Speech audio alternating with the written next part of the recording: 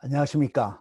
오늘은 구글의 역사와 경영 전략에 대해서 말씀드리겠습니다. 구글은 2020년도 작년도에 총 매출이 1825조 달러, 우리 돈으로 200조 원에 해당됩니다. 순이익도 44조 원. 구글은 세르게이 브린과 레리 페이지라는 스탠퍼드 대학원의 박사학위 과정을 밟고 있던 두 사람이 만나서 1997년에 창시를 했고 2004년에 나스닥에 등록된 지금 4차 혁명을 주도하고 있는 애플과 페이스북과 아마존과 마이크로소프트 그리고 앨런 머스크의 테슬라와 더불어서 가장 첨단에 있는 검색 엔진 회사입니다. 구글이 어떻게 창립한 지 6년도 되지 않아서 야후라는 15년 성상의 검색 엔진을 무너뜨릴 수 있었던 것은 무엇이냐? 독자들에게 정보를, 핀셋 정보를 정확하게 전달하는 그런 메리트가 있기 때문에 가능했습니다. 야후는 어떤 관련 정보를 검색하게 되면 그것에 따른 뉴스라든가 정치인의 동정이라든가 스포츠, 연예인의 동정, 여러 가지를 잡다하게 제공해 주는 데 비해서 구글은 완전한 백색의 칠판 위에 검색어를 넣게 되면 정확한 정보를 주고, 또한 구글이 노렸던 것은 무엇이냐면 그 정보와 관련된 후원 광고 링크를 데다가 게재했습니다.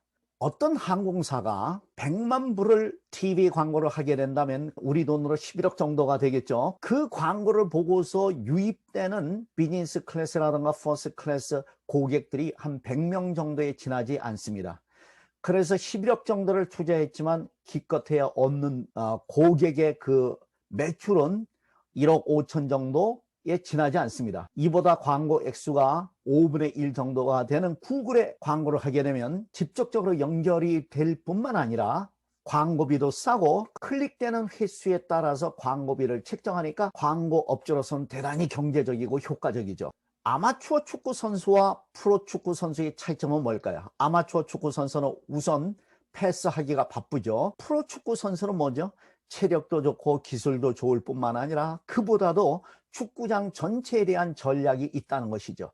이것이 프로와 아마추어의 차이점입니다. 아마추어 골프 선수도 마찬가지로 티그라운드 섰을 때 아마추어 선수는 우선 드라이버 치기가 바쁘고 프로 선수는 그 홀 전체에 대한 전략이 세워진다는 것이죠.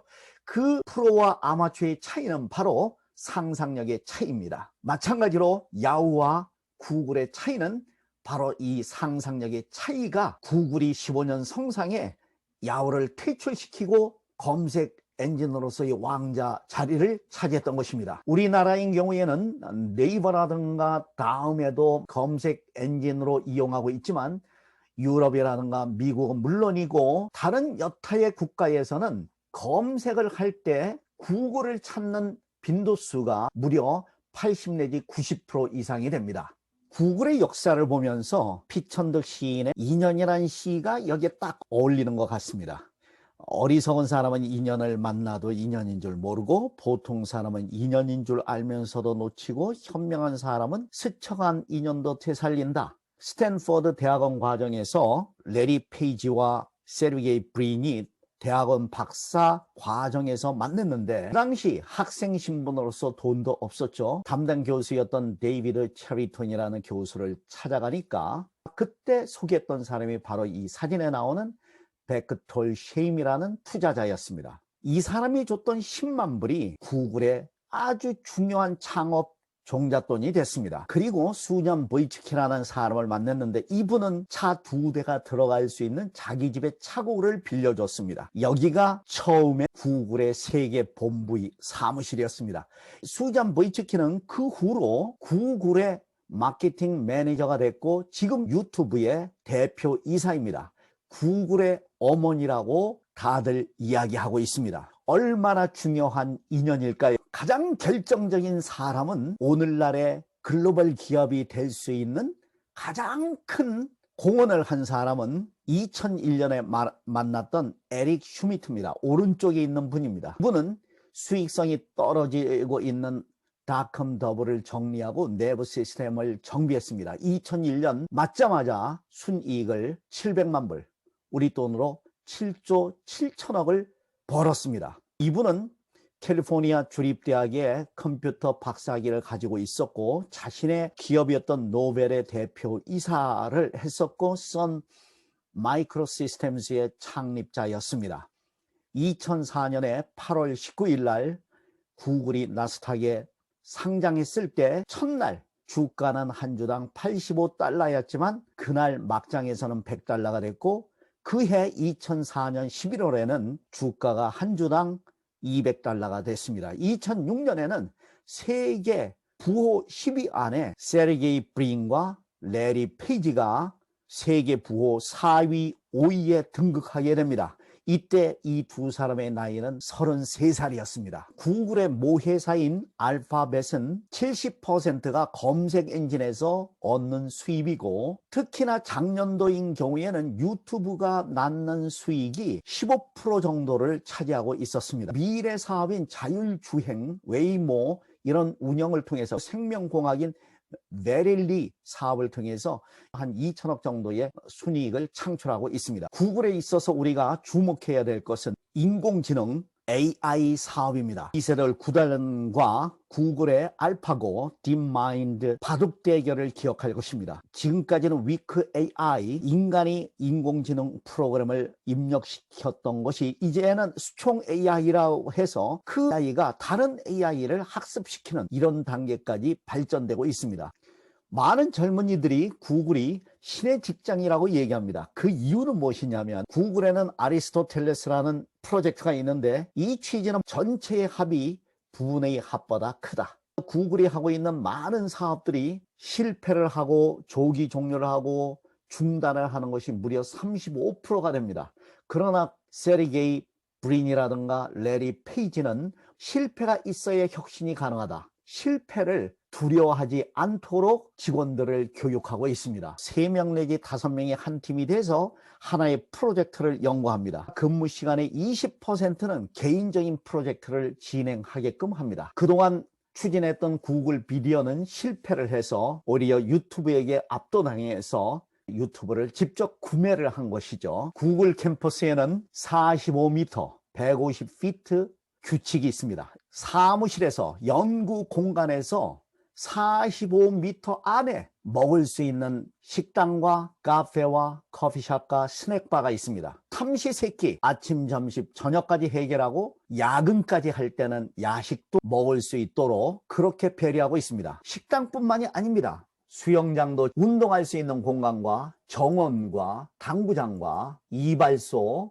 이 구글 플렉스 전체는 환상적인 하나의 공원이고 관광객들이 가장 많이 가보고 싶은 공간이기도 합니다. 뉴욕 대학의 스캇 갤러웨이 교수는 구글과 아마존과 페이스북과 애플을 이렇게 비교했습니다. 구글은 신의 영역을 도전하고 있다. 성경 시대에는 랍비라든가 성직자라든가 또 하나님에게 무엇을 물어봤지만 요즘은 젊은이들이 구글에게 궁금하면 물어보게 된다. 구글은 신체 부위로 얘기한다면 두뇌 이 자체이다. 이렇게 서술하고 있습니다. 페이스북은 우리의 신체 부위로 얘기한다면 심장에 해당되는 것이다.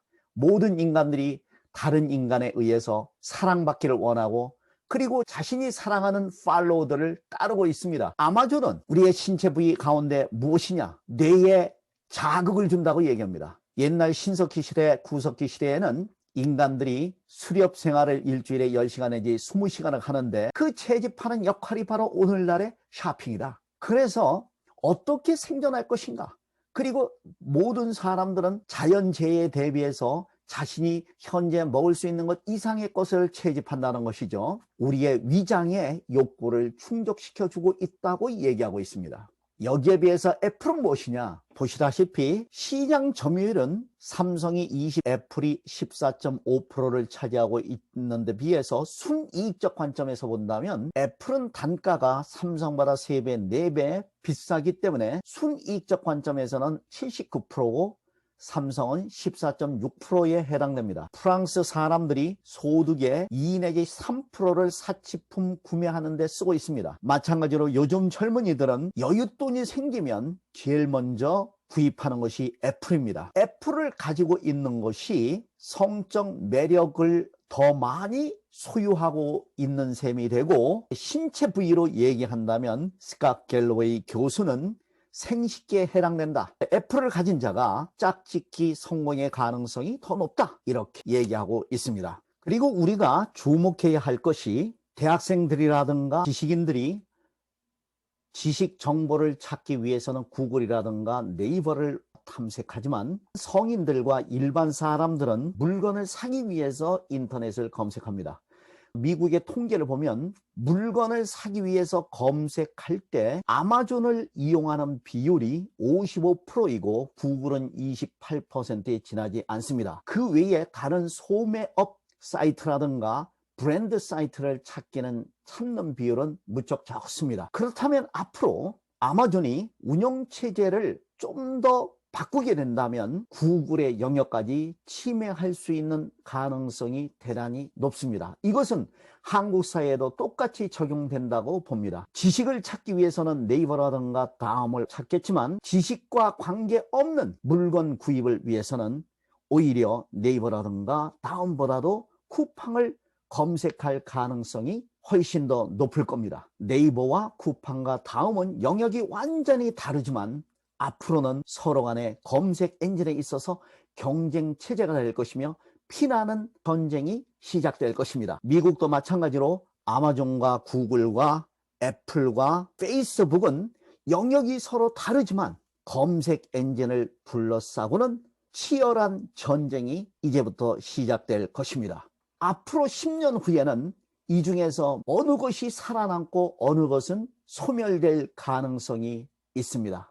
아마 그 세월은 10년이 걸리지 않을 것입니다. 구글이라는 단어는 이제 어떤 검색 업체 이름이 아니라, 구글 하면 미국인들에게는 찾아보다, 검색하다, 이런 동사로 자리매김을 하고 있습니다. 여러분, 무엇이 궁금합니까? 혹시나 알고 싶은 것이 있습니까? 구글 하십시오. 다음 시간에는 국가 부강론에 대해서 강의하겠습니다. 여러분, 이 강의가 좋으시다면 구독을 많이 해주시기를 부탁드리겠습니다. 제가 듣건대는 취업준비생과 경영학과 학생들이 대단히 많이 이 강의를 최근에 듣고 있는 것으로 파악하고 있습니다. 아래 자막으로 전개되고 있는 영문이 대단히 유익하다고 그렇게 얘기들을 하고 있습니다. 자녀분들에게 저의 강의를 공고해 주시면 고맙겠습니다. 다음 시간에 뵙겠습니다. 감사합니다.